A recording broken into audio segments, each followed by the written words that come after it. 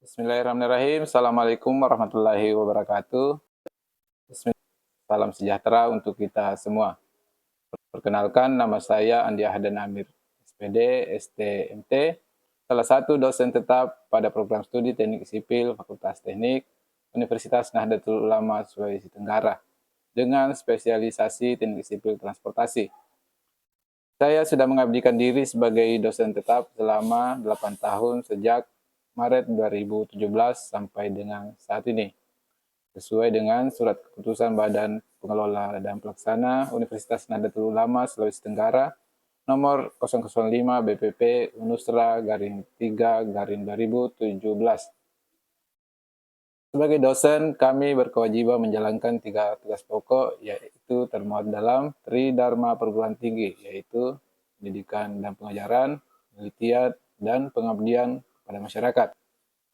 Pada bagian Dharma Pendidikan dan Pengajaran, saya diberi tugas untuk mengampu beberapa mata kuliah pada semester ganjil, genap, maupun semester pendek, yang terdiri antara lain sistem transportasi, perencanaan perkerasan jalan, rekayasa bangunan transportasi, perencanaan geometrik jalan, lapangan terbang, dan rekayasa lalu lintas.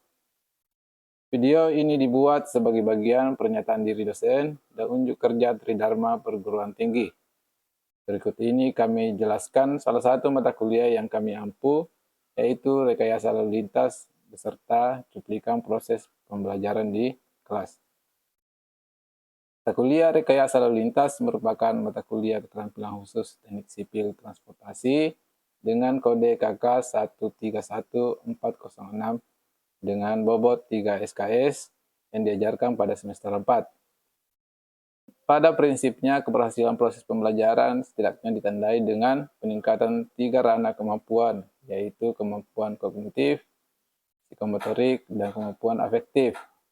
Kemampuan kognitif terkait dengan pengetahuan, wawasan, dan kemampuan berpikir logis, sistematis, dan inovatif. Psikomotorik terkait dengan kemampuan kerja, keterampilan, dan skill, serta kemampuan mengkomunikasikan serta mensimulasikan ide. Pada ranah afektif terkait dengan kecerdasan emosional, sikap, dan tanggung jawab. Ketiga kompetensi tersebut diturunkan dalam capaian pembelajaran lulusan dan capaian pembelajaran mata kuliah, CPMK, dan sub-CPMK. Capaian pembelajaran mata kuliah atau CPMK terdiri dari 4 poin. Yang pertama, mampu memahami prinsip-prinsip rekayasa lalu lintas, karakteristik lalu lintas, serta parameter rekayasa lalu lintas. Yang kedua, mampu menganalisis parameter kinerja lalu lintas. Yang ketiga, mampu mengevaluasi kebijakan rekayasa lalu lintas. Serta keempat, mampu merancang alternatif rekayasa lalu lintas. Proses pembelajaran mata kuliah rekayasa lalu lintas dilakukan dengan kombinasi beberapa pendekatan. Yang pertama, metode DIA, Collaborative Learning, serta Project Basic Learning. Pada metode DIA terdiri dari Direction, dan Assessment. Komponen penilaian perkuliahan terbagi menjadi 4 pokok penilaian. Yang pertama, keaktifan mahasiswa mengikuti perkuliahan yang dengan bobot 25%, keaktifan mahasiswa mengerjakan tugas dengan bobot 25%, ujian tengah semester dengan bobot 25%, dan ujian akhir semester dengan bobot 25%. Demikian pemaparan singkat dari mata kuliah yang saya ampu. Selanjutnya, mari kita saksikan bersama video pembelajaran yang saya lakukan di dalam kelas. Allahumma muwafiq ila aqwamit thariq. Assalamualaikum warahmatullahi wabarakatuh.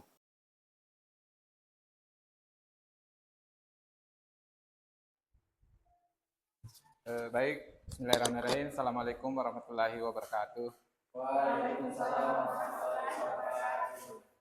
Alhamdulillah, kembali kita bertemu pada mata kuliah rekayasa lalu lintas. Kali ini kita masuk pada pertemuan kedua. Sebelum kita memulai perkuliahan, saya mau konfirmasi dulu ke adik-adik mahasiswa, apakah semuanya hadir? Hadir Pak. Oke. Kemudian, bagaimana kabarnya? Baik? Baik Pak. Ya. Oke, alhamdulillah. Sebelum kita memulai perkuliahan, ada baiknya kita berdoa bersama-sama. Mungkin salah satu bisa memimpin doanya. Silakan. Baik, sebelum kita mulai mata kuliah pada sore hari ini, seperti biasa, marilah kita berdoa. Berdoa dimulai.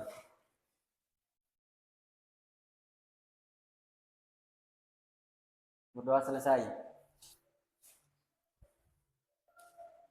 Oke.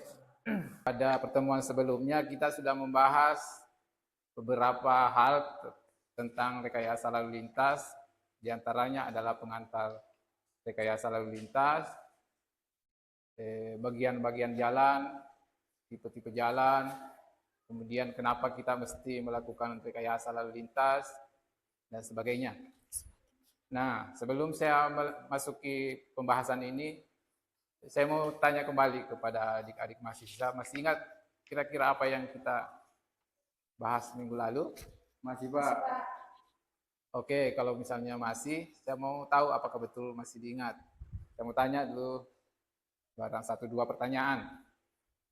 Kalau pertemuan lalu itu kan kita bahas tentang bagian-bagian jalan, kemudian tipe-tipe jalan. Nah, kalau bagian-bagian jalan itu apa-apa saja? Oke, silakan Lista. Bagian-bagian jalan yaitu simpang jalan, ruas jalan, bagian jalinan jalan. Oke, jadi pada prinsipnya bagian-bagian jalan itu ada 3 secara garis besar, yaitu ruas jalan, kemudian simpang, kemudian bagian jalinan jalan. Ya, Pak. Pada bagian simpang itu ada 2, ada simpang bersinyal, ada simpang tidak bersinyal. Kalau pada bagian jalinan jalan itu contohnya kayak bundaran, seperti yang ada di bundaran Adibahasa, bundaran Piala, Ya Pak. Nah. Kemudian kalau tipe-tipe jalan masih ingat ada berapa? Masih Pak.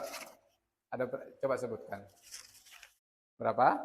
Ada 2/2 UD, 4/2 UD, Ya. 4/2 D, sama 2/1 Pak. Ya. Jadi tipe-tipe jalan itu ada banyak sebetulnya, tergantung berapa arah dan lajurnya. Jadi ada yang tipe 2/2 UD, artinya itu tipe 2 arah, kemudian 2 jalur. UD-nya itu artinya undivided, artinya tidak terbagi. Gitu. Nah, kemudian ada tipe jalan terbagi. Nah, terbaginya itu ada 4/2, 6/2, 8/2. Nah, 4-nya itu ada jumlah jalurnya. Kalau 2-nya itu jumlah arahnya. Gitu. Ya Pak. Seperti yang ada di depan itu ada 2 arah, ada yang arah utara, ada arah selatan. Gitu. Oke. Jadi saya kira masih baru kita bahas, jadi masih lumayan diingat, toh? Ya Pak. Oke, jadi supaya nanti tidak dilupa kalau di rumah, tidak apa-apa dibaca kembali materinya, toh? Ya Pak. Oke.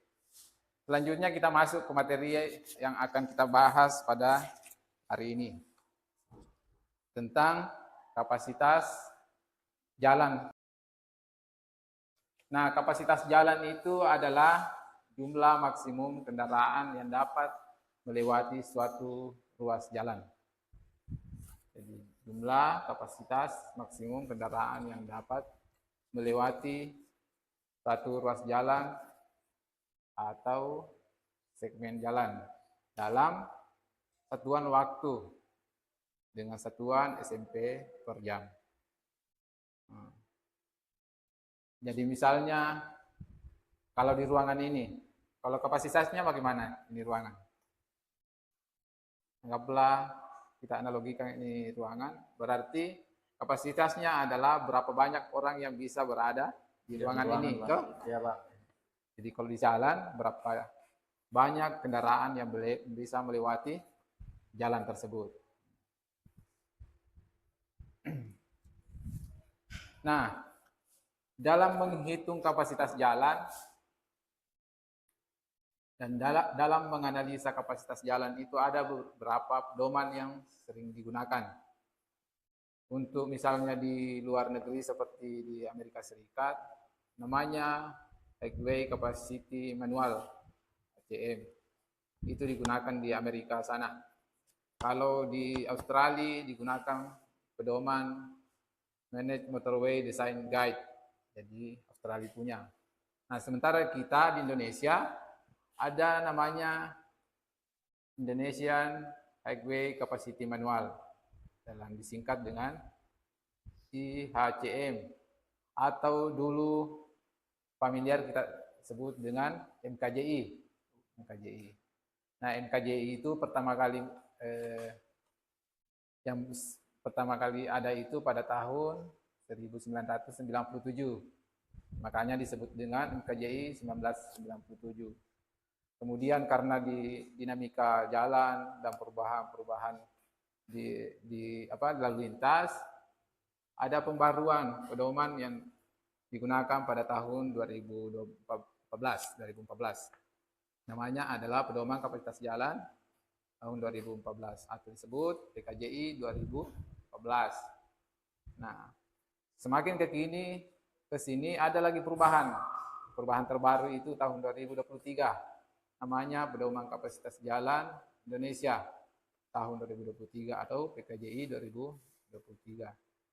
Nah, semuanya itu dikeluarkan oleh Direktorat Jenderal Bina Marga Kementerian Pekerjaan Umum. Oke.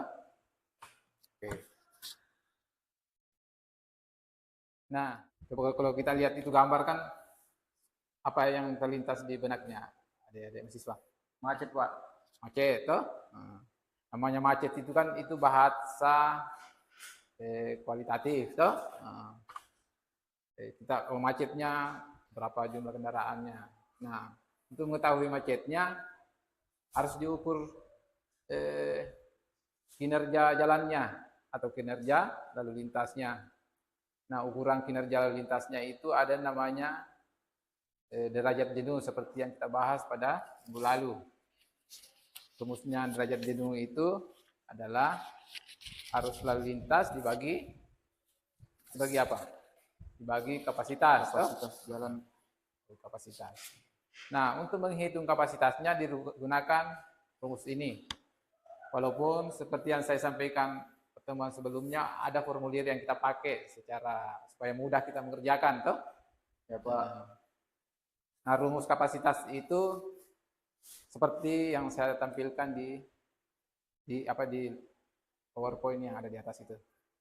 Jadi rumusnya itu adalah C sama dengan C-nya adalah kapasitas, kemudian C0-nya itu adalah kapasitas dasar.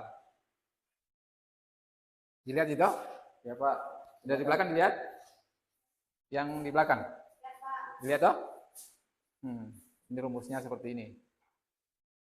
Nah, sebenarnya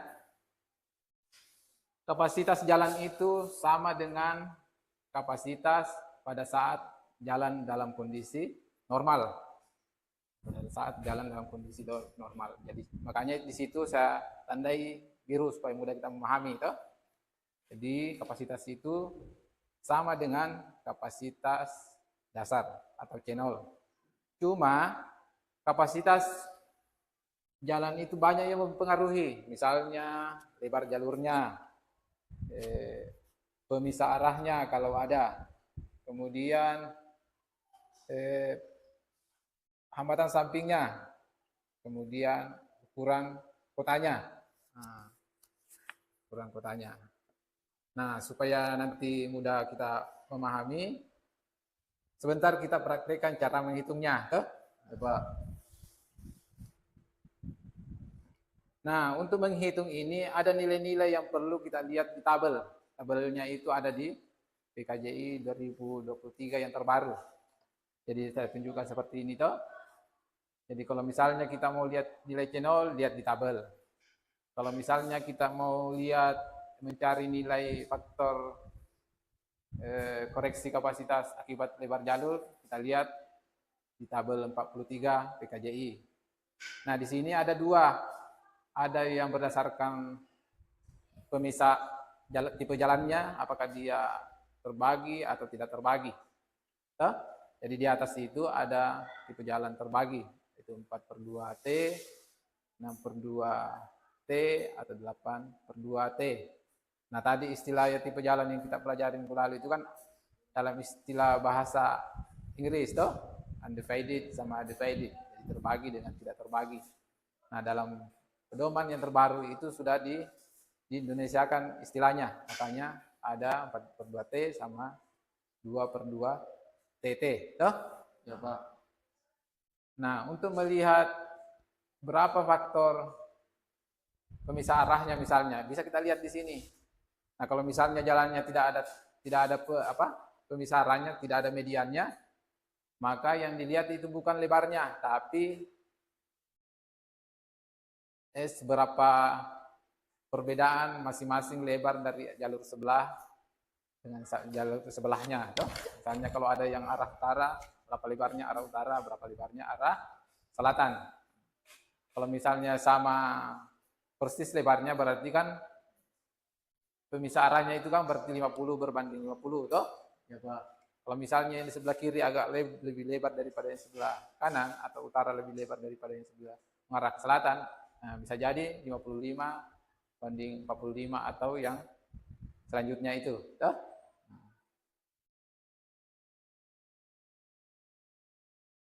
Nah, kemudian bagaimana menentukan faktor koreksi hambatan sampingnya? Sama seperti melihat tabel sebelumnya. Berdasarkan tipe jalannya, kemudian berdasarkan kelas hambatan sampingnya. Nah, kelas hambatan sampingnya itu diperoleh dari apa? Dari survei lalu lintas, berapa banyak kejadian hambatan samping. Nah, untuk menentukan berapa nilai hambatan sampingnya, kita lihat di situ berapa lebar bahunya. Nah, ada juga berapa lebar jarak kerepnya ke penghalang. Itu untuk jalan yang ada kerepnya. Nah, apakah ditahu apa itu kerep? Tahu Pak. Yang bagaimana? Yang semacam trotoar itu Pak. Ya, semacam trotoar, ada pembatasnya, atau misalnya antara jalur sepeda atau jalur pejalan kaki ada penghalang, biasanya terbuat dari kenstin namanya, Ya Pak. Iya. Nah, terakhir itu adalah faktor koreksi ukuran kota. Nah, faktor koreksi ukuran kota itu berdasarkan kelas kotanya, apakah kotanya sangat kecil, apakah kotanya kecil, apakah kotanya sedang, apakah kotanya besar atau sangat besar. Atau ada juga yang mengkategorikan apakah kotanya metropolitan, apakah kotanya kota besar, menengah, dan seterusnya. Nah, nanti kita lihat bagaimana cara menentukannya. Nah, menentukannya itu berdasarkan jumlah jiwa dari penduduknya. Nah, misalnya kota Kendari. Kota Kendari berapa sekarang jumlah penduduknya? Jumlah penduduknya itu sekarang menurut data BPS tahun 2024, kan BPS sekarang kan tahun 2025, toh? Ya Pak. Nah, yang ada keluar itu data BPS-nya baru tahun 2024, toh? Jadi tahun 2025 belum ada, toh? Nah, data BPS tahun 2024 itu jumlah penduduk Kota Kendari itu sekitar 365.000 jiwa. 365.000 jiwa. Nah, kalau misalnya kita mau lihat dalam satuan juta jiwa, berarti sekitar 0,3 Pak. 0,36, toh? Nah, berarti kalau dilihat di tabel situ dia berada pada urutan kedua, toh? Pak. Masuk kota kecil. Nah, supaya kita memahami bagaimana mengukur kapasitas jalan, ada baiknya kita praktekkan bagaimana menghitungnya, toh? Bagaimana menghitungnya. menghitungnya. Kemudian nanti kita hitung berapa derajat jenuhnya. Nah, studi kasusnya sudah saya siapkan seperti pada gambar di layar. Jadi untuk ini bisa dikerjakan mungkin per kelompok. Jadi sekarang kan ada 3 orang atau 4 orang satu kelompok, toh? Ya, Pak. Silahkan dihitung. Nah, untuk melihat nilai-nilainya, dilihat pada tabel. Nah, rumusnya sudah dicatat tadi kan rumusnya? Sudah, Pak. Ya, rumusnya. Tidak apa-apa, saya kasih lihat kembali itu. Nih. Rumusnya adalah ini. Nah, sekarang kita hitung dulu kapasitasnya.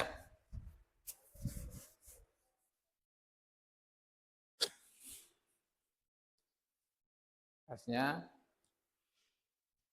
Pertama, kita cari nilai C0-nya. C0-nya dilihat di tabel sebelah kiri. Nanti cari sendiri di pedoman, toh? Di pedoman. Ya, Pak. Nah, apa yang ada di pedoman itu seperti ini. Nah, kalau berdasarkan soal tadi, berarti ini tipenya berapa? Tipe 2/2, Pak. 2/2 tidak terbagi, toh? Karena tidak ada mediannya, toh? Jadi, C0-nya berapa? C0-nya 2.800, Pak. 2.800. Oke. Tulis 2.800. Coba saya lihat. 2.800. Oke, sekarang mencari nilai faktor koreksi lebar jalur. Kalau lebar jalurnya berapa? 1,00, Pak. Nah, berdasarkan ini, toh? Berarti kalau di tabel itu yang mana kita pilih? Coba Di sesuai tipe jalannya, Pak, 2/2. 2/2. Coba siapa yang mau naik? Kasih tunjuk. Coba ada yang berani naik? Coba Rizky. Ya, Pak. Ya. Jadi nilainya yang mana?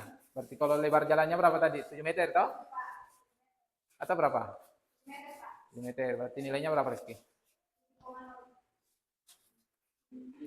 CLJ-nya berarti yang di sebelah kanan berapa? Berarti 1,0. Berarti nanti ditulis itu 1,0. Oke, silakan duduk, Rizky.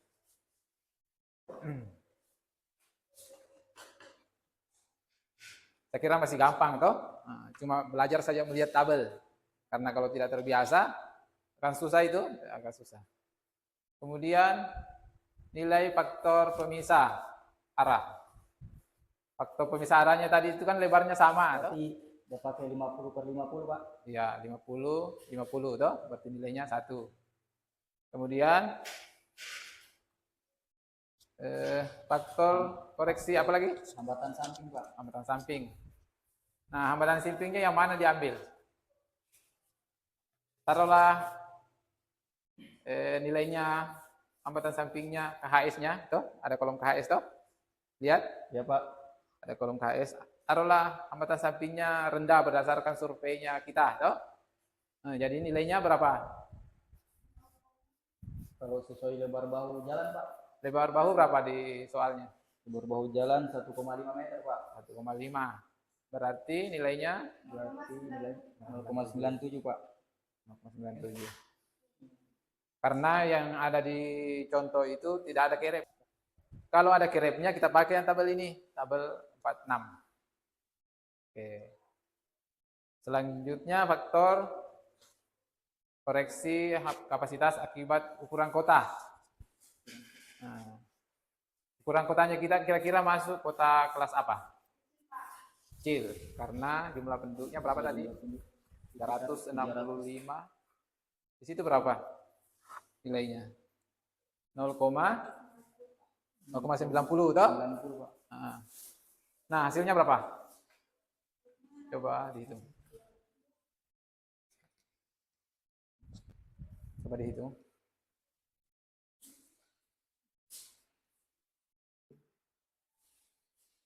Dapat, Pak. 2.444. 2.444,4. Nah, sekarang kita hitung DS-nya atau derajat jenuhnya. Nah, DS itu sebetulnya singkatan bahasa Inggris. Dia itu degree of saturation. Makanya disingkat DS. Kalau di pedoman tahun 2014 itu dia istilahkan dengan istilah DJ, derajat jenuh. Berapa? 3.000 bagi 1,2 27 1,27. Artinya bahwa itu kan DS itu kan rasio, toh? Rasio perbandingan antara arus lalu lintas yang mau lewat di situ dengan kapasitasnya, toh? Taruhlah misalnya ini ruangan seperti yang kita analogikan tadi, toh? Di sini 2.400, toh? Sementara yang mau masuk 3.000, toh? Otomatis kan penuh. ya Pak. Sama dengan ini.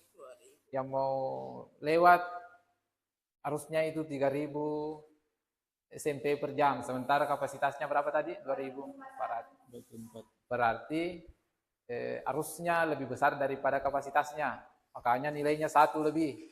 Tuh. Berarti kalau di atas 1 itu sudah bisa dikatakan dia padat. Tuh. Atau karena padat berarti macet. Tuh. Kemungkinan bisa terjadi macet, Pak. Nah, kemungkinan besar bisa terjadi macet. Saya kira harus dipahami seperti itu. Tuh.